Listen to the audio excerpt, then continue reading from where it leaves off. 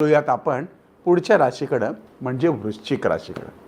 वृश्चिक रास, वृश्चिक म्हणजे डोळ्यासमोर आलं ना काय, बिंजी विंचू, नांगीवर टेढी चाल आणि पुढे 2 आकडे. थोडीशी आखडूच रास मानली गेलेली आहे, स्ट्रगलिंगची पण रास मानली गेलेली आहे.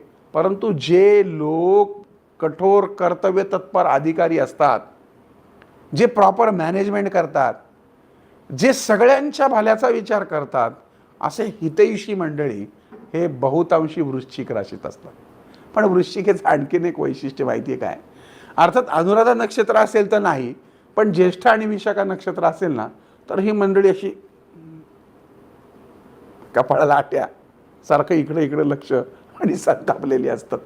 पर्सनॅलिटी दांडगी, 100 लोकात उठून दिसतील. रंगाने काळे सावळे जरी असले तरी यांची उंची, यांचा बांधा, यांचा खांदा, यांची नजर, यांची बोलण्याची पद्धत, यांची हाताबोटांची करण्याची पद्धत ही खूप महत्त्वपूर्ण असते. आणि म्हणून बहुतांशी आर्मी, नेव्ही आणि पोलीस खात्यातले जे अधिकारी असतात किंवा जे मोठमोठ्या ऑफिसेसमध्ये जे अधिकारी असतात, जे सगळं राबवतात, ज्याला आपण HR डिपार्टमेंट म्हणतो, तर ही मंडळी त्या वृश्चिक राशीची आपल्याला पाहायला मिळतात.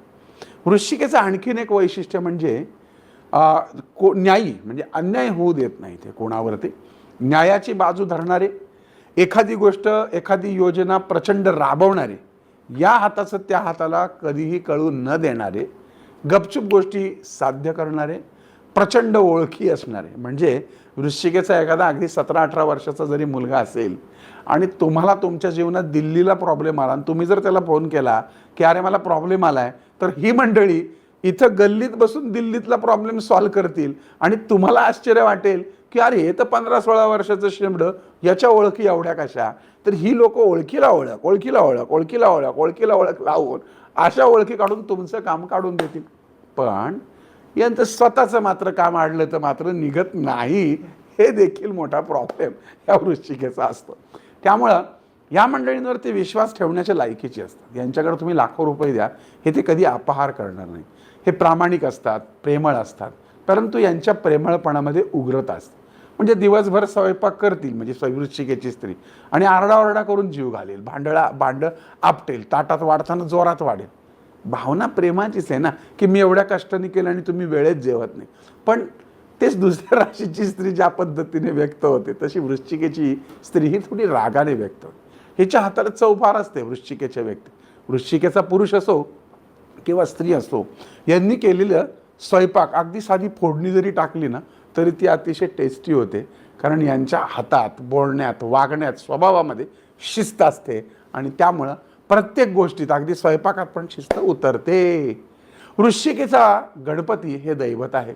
त्यामुळं श्री गणपती बाप्पांची उपासना, अथर्व शीर्ष नियमित म्हणणं, गणपतीचं कोणताही मंत्र म्हणणं अत्यंत फायदा.